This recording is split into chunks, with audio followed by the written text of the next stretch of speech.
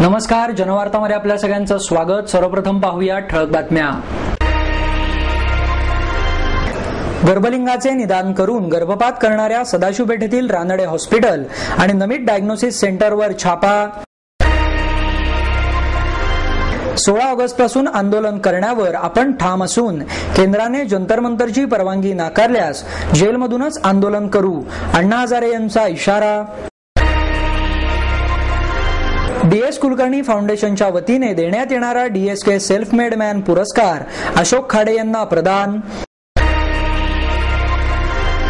शहरातील सदनिका प्रकल्पांना मैला पाणी शुद्धीकरण प्रक्रिया करणे आणि पाण्याचा फेरवापर करण्याचे बंधन घालणारा प्रस्ताव महापालिकेच्या सर्वसाधारण सभेत रोखला। आणि बेकायदेशीररित्या गर्भलिंग निदान चाचणी करणाऱ्या रानडे हॉस्पिटल आणि नमित सोनोग्राफी सेंटर समोर महाराष्ट्र नवनिर्माण सेनेचे जोरदार आंदोलन। गर्भलिंगाचे निदान करून गर्भपात करणाऱ्या सदाशिव पेठेतील रानडे हॉस्पिटल आणि नमित डायग्नोसिस सेंटरवर छापा टाकण्यात आला। राज्य कुटुंब कल्याण विभागाच्या अधिकाऱ्यांनी रानडे हॉस्पिटल आणि नमित डायग्नोसिस सेंटरवर एकाच वेळी 28 जूनला संध्याकाळी 4 ते 5 च्या सुमारास टाकलेल्या या छाप्यात सोनोग्राफी मशीन आणि काही महत्त्वाची कागदपत्रे तसेच गर्भपात करण्याचा परवाना जप्त करण्यात आला। सदाशिव पेठेतील नागनाथ पाराजवळ डॉक्टर मकरंद रानडे यांचे रानडे हॉस्पिटल असून लक्ष्मी रस्त्यावर विजय चित्रपटगृहाजवळ रुपे बँकेच्या समोर डॉक्टर नीना मथरानी यांचे नमित डायग्नोसिस सेंटर आहे। जनवादी महिला संघटनेने स्ट्रिंग ऑपरेशन राबवून हे प्रकरण समोर आणले असून त्यांच्या सहकार्यानेच ही कारवाई करण्यात आल्याचे आरोग्य खात्याचे सहाय्यक संचालक डॉक्टर MK अहिवळे यांनी सांगितले। आरोग्य खात्याचे संचालक डॉक्टर सुरेश गुप्ता, महापालिकेच्या सहाय्यक आरोग्य अधिकारी डॉक्टर वैशाली जाधव यांच्यासह 7 ते 8 अधिकाऱ्यांनी ही कारवाई केली। रानडे हॉस्पिटलमध्ये गर्भलिंगाचे निदान करून गर्भपात केला जात असल्याची माहिती ससूनमधील सोफोसच्या माधुरी अभ्यंकर यांना मिळाली होती। त्यांनी ही बाब जनवादी महिला संघटनेच्या अध्यक्ष किरण मोघे यांना सांगितली। त्यानुसार संघटनेच्या वतीने 27 जूनला एक बनावट पेशंट दवाखान्यात पाठवण्यात आला। या महिलेची सोनोग्राफी करून मुलगा की मुलगी आहे त्याची तपासणी करण्याबाबत विचारणा करण्यात आल्यानंतर डॉक्टर रानडे यांनी 9,000 रुपये शुल्क सांगितले। त्यातील 200 रुपये कन्सल्टिंग फी असून बाकीची प्रत्यक्ष सोनोग्राफी करणाऱ्या केंद्रात द्यायची असल्याची त्यांना सांगण्यात आले।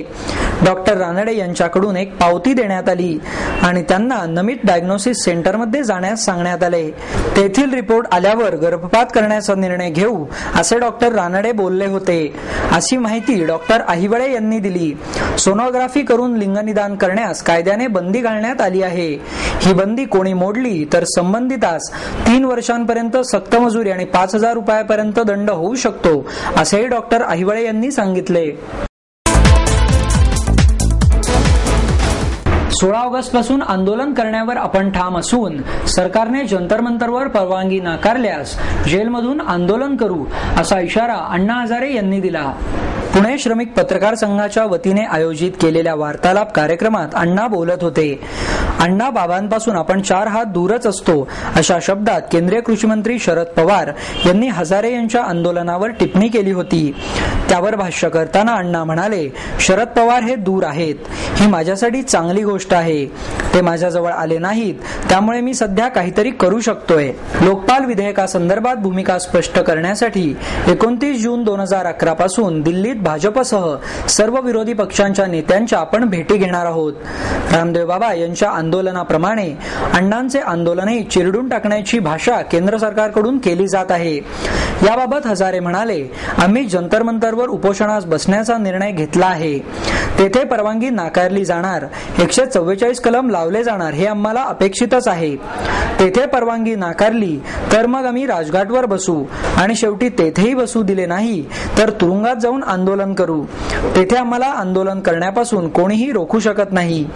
या सरकारलाच खरी लोकशाही समजलेली नाही. आंदोलन चिरडून टाकण्याची भाषा करणे याचाच अर्थ या सरकारला भ्रष्टाचार संपवायचा नाही.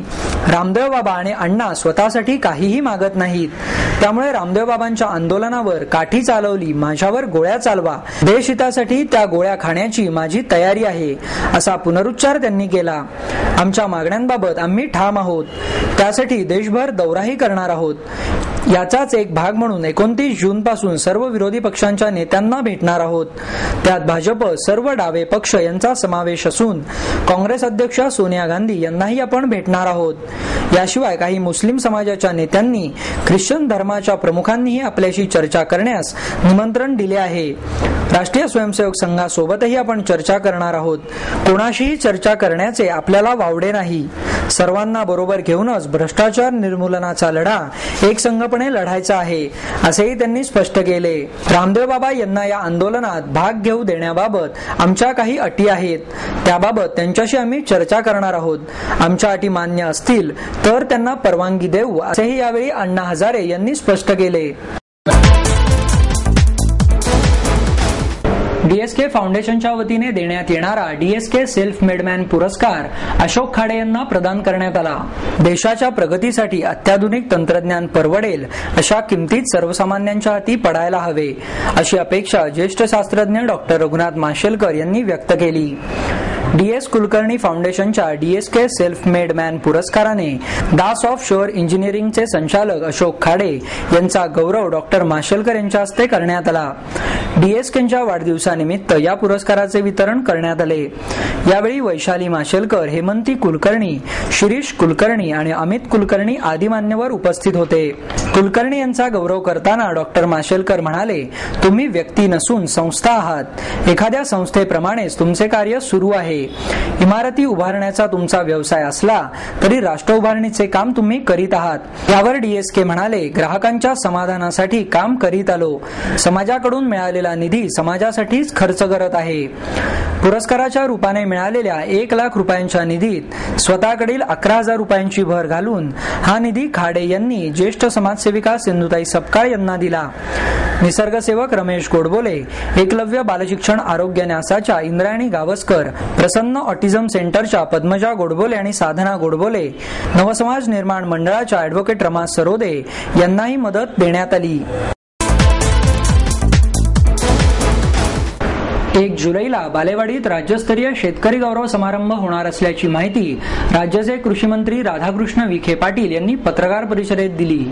महाराष्ट्र राज्य स्थापनेच्या सुवर्ण महोत्सवी वर्षानिमित्त मागील 50 वर्षात ज्या शेतकऱ्यांनी शेतीच्या कामात योगदान दिलेले आहे अशा शेतकऱ्यांना येत्या 1 जुलैमध्ये राज्याचे माजी मुख्यमंत्री स्वर्गीय वसंतराव नाईक यांच्या जन्मदिनी विविध पुरस्कारांनी सन्मानित करण्यात येणार असल्याचे राज्याचे कृषी मंत्री राधाकृष्ण विखे पाटील यांनी पत्रकार परिषदेत सांगितले. हा कार्यक्रम दुपारी 3 वाजता बालेवाडी येथील शिवछत्रपती क्रीडा संकुलात आयोजित करण्यात येणार आहे.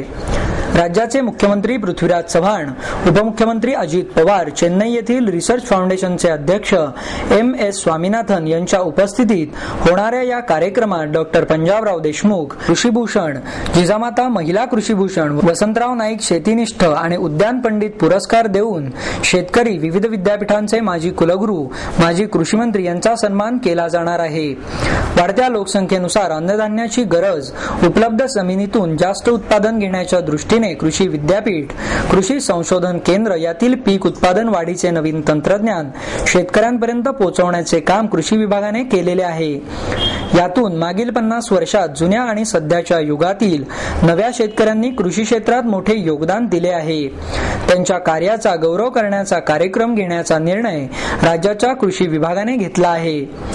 राज्यातील शेतकऱ्यांचा उत्साह वाढवण्यासाठी त्यांच्यात शेतीबाबतची नवीन प्रेरणा निर्माण व्हावी, तसेच राज्याच्या कृषी विभागाची परंपरा कायम राखण्यासाठी या कार्यक्रमाचे आयोजन करण्यात आल्याचे सांगून विखे पाटील यांनी पुढे सांगितले की या कार्यक्रमात पूर्वीचे कृषीनिष्ठ शेतकरी, शेतीमित्र, कृषीभूषण पुरस्कार मिळालेल्या शेतकऱ्यांचाही वेगवेगळ्या पुरस्काराने सन्मान केला जाणार आहे.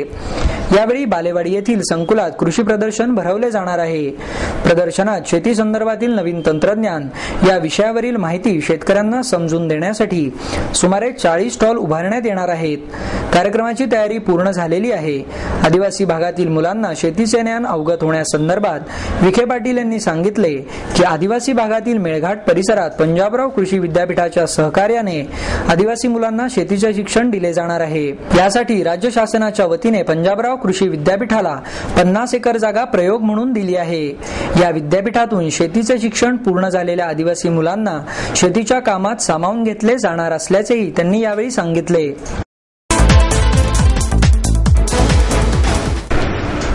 शहरातील सदनिका प्रकल्पांना मैला पाणी शुद्धीकरण प्रक्रिया करणे आणि पाण्याचा फेरवापर करण्याचा प्रस्ताव महापालिकेच्या सर्वसाधारण सभेत रोखला गेला।